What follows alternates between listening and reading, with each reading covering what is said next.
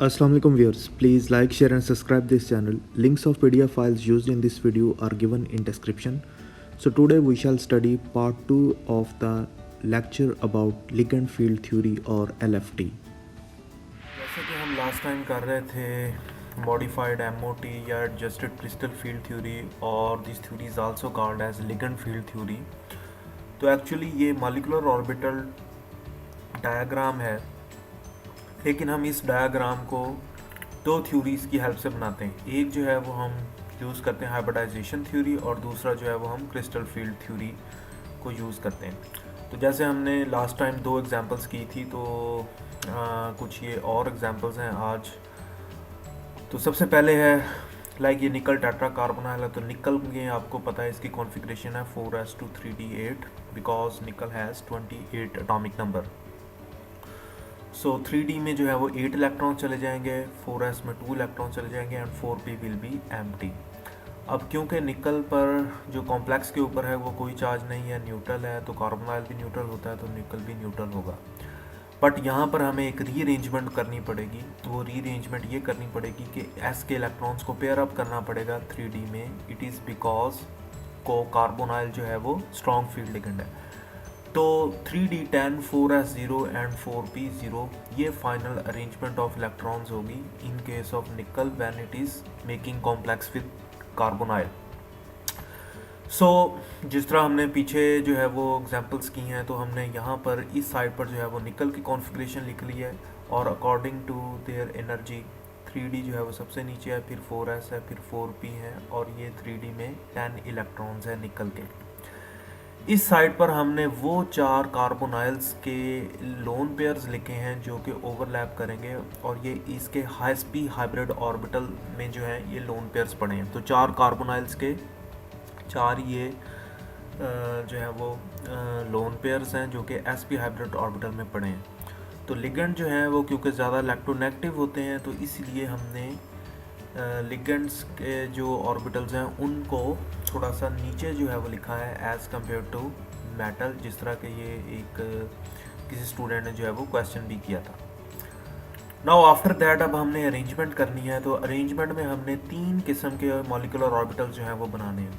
कुछ बॉन्डिंग होंगे जैसा कि ये है, कुछ जो है वो एंटी बॉन्डिंग होंगे और रिमेनिंग जो है कुछ जो है वो एंटी बॉन्डिंग होंगे और रिमेनिंग जो है वो नॉन बॉन्डिंग होंगे।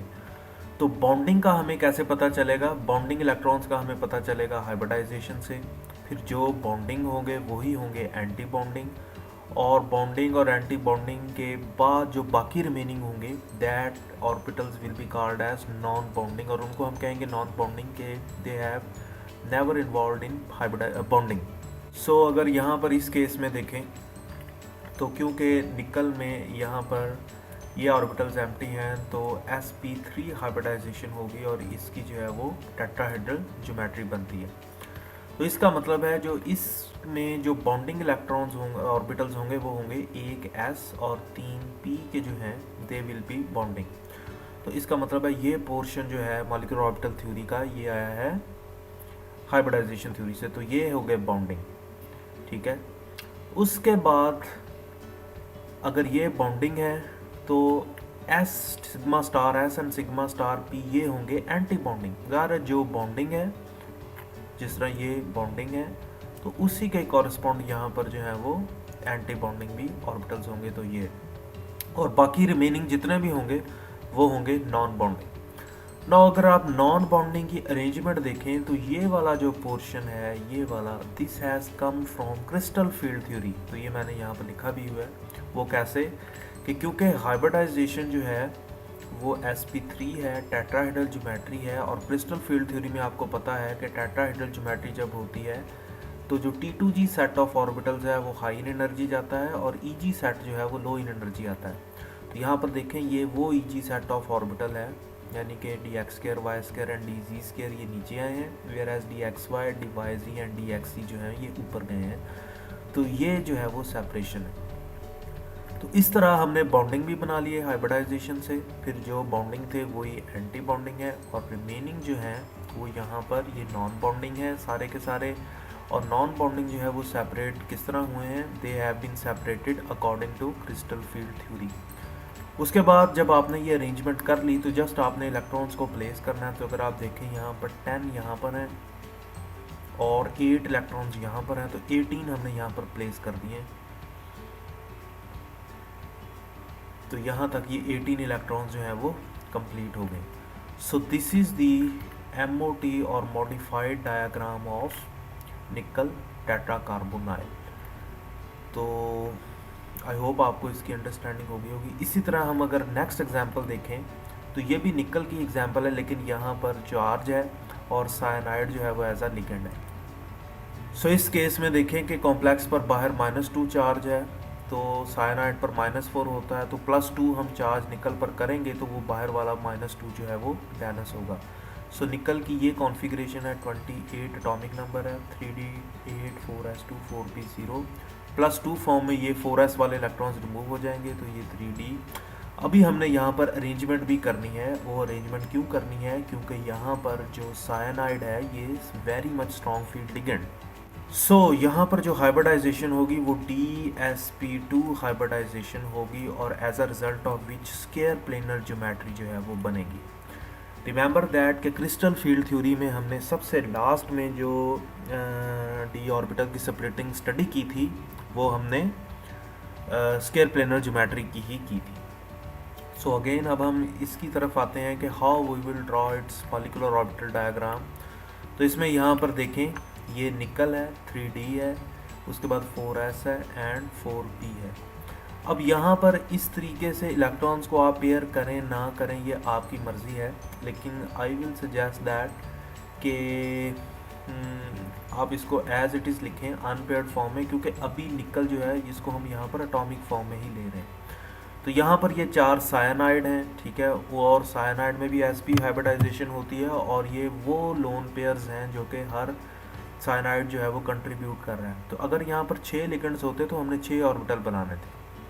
बहरहाल अब आपको पता है कि इसमें होती है DsP2 हाइब्रिडाइजेशन। तो हम देखें बॉन्डिंग यहाँ पर कौन कौन से कर रहे हैं। बॉन्डिंग में भी वही इलेक्ट्रॉन्स हैं, लाइक एक S है, 2 P के हैं और एक जो है वो D का है।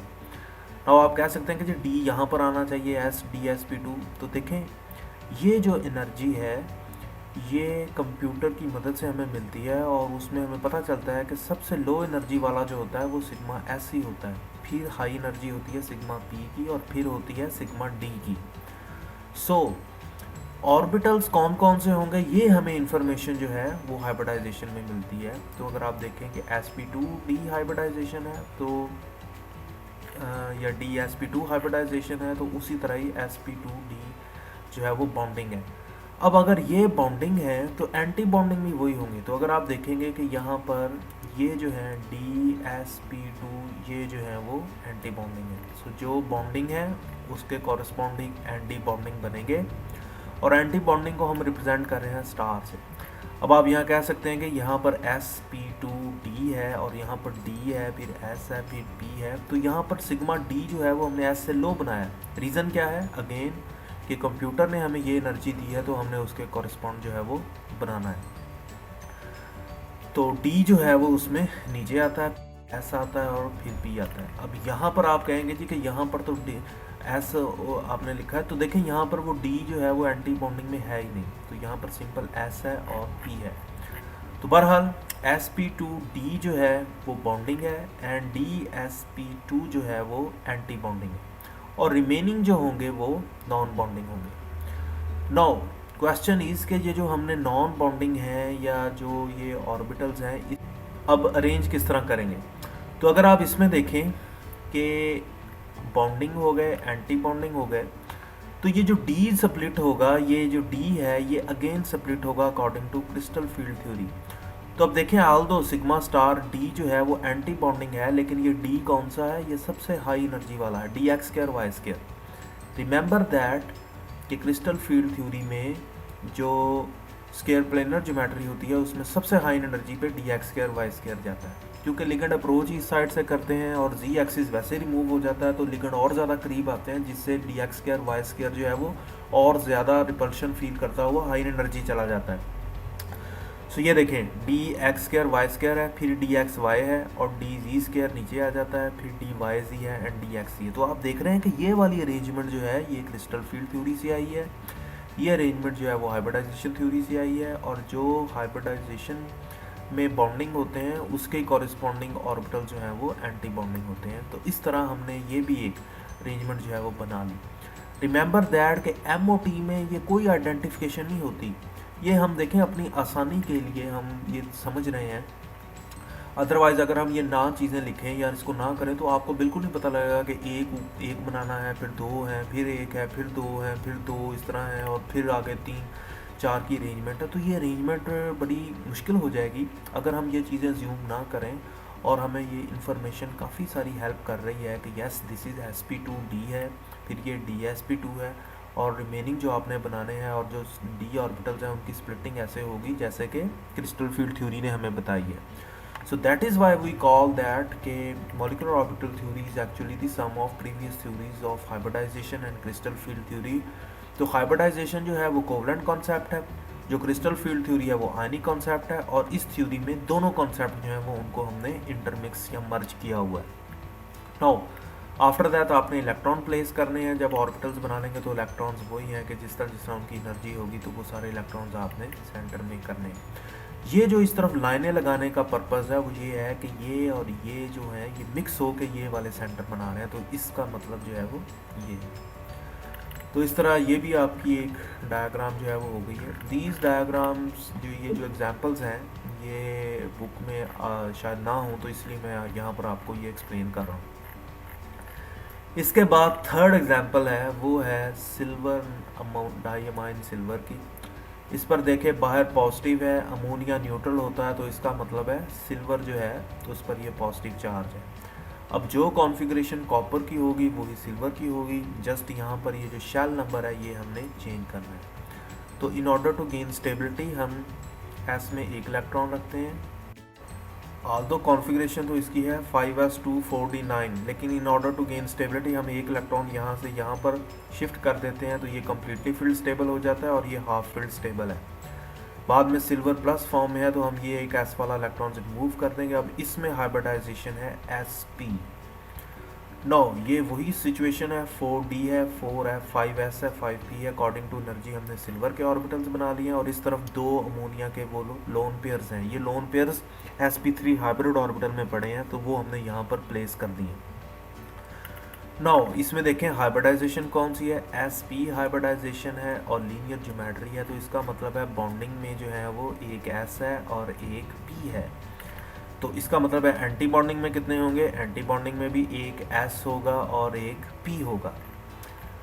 नो इसमें ये वाले जो है ये D है जो कि स्प्लिट नहीं हुआ, ये नॉन बॉन्डिंग है, ठीक है। Bonding, anti bonding and non bonding ये स्प्लिट नहीं हुए, लेकिन ये सारे के सारे जो हैं D हैं ये अपनी एनर्जी जहाँ पर ग्राउंड स्टेट से वहाँ पर हाई एनर्जी चले गए। नो ऐसा क्यों है, ऐसा इसलिए है कि एक तो हमने क्रिस्टल फील्ड थ्योरी में लीनियर ज्योमेट्री को डिस्कस नहीं किया था, वो इसलिए कि सारे के सारे जो हैं वो हाई एनर्जी चले जाते हैं। और क्वेश्चन इज़ के स्प्लिट क्यों नहीं करते, सारे क्यों चले जाते हैं। द रीज़न इज़ दिस, देखें कि जब बहुत ज़्यादा लिगेंड्स होते हैं तो वो उनकी आपस में भी रिपल्शन होती है, लेकिन जब लिगेंड्स ही बहुत कम है दो, तो इनके पास इतनी स्पेस है मेटल के करीब जाने की कि they get very much close to the metal, और as a result of which होगा क्या, चाहे एक्स एक्सिस पे हैं, चाहे वाई एक्सिस पे हैं, चाहे जी एक्सिस पे लिगेंड्स हैं, वो सारे के सारे रिपल्शन फील करेंगे और इक्वल रिपल्शन फील करेंगे, and that is why they will go to high energy state equally, और ये स्प्लिट नहीं करते और सारे के सारे इकट्ठे जो हैं वो हाई एनर्जी चले जाते हैं।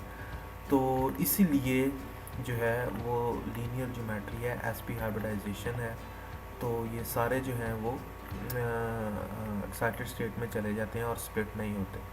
सो this is the diagram MOT modified MOT diagram of these 3 examples जो कि मैंने पहले जो है वो नहीं करवाई थी। So this is the examples related to MOT और एडजस्टेड क्रिस्टल फील्ड थ्योरी और लिगेंड फील्ड थ्योरी।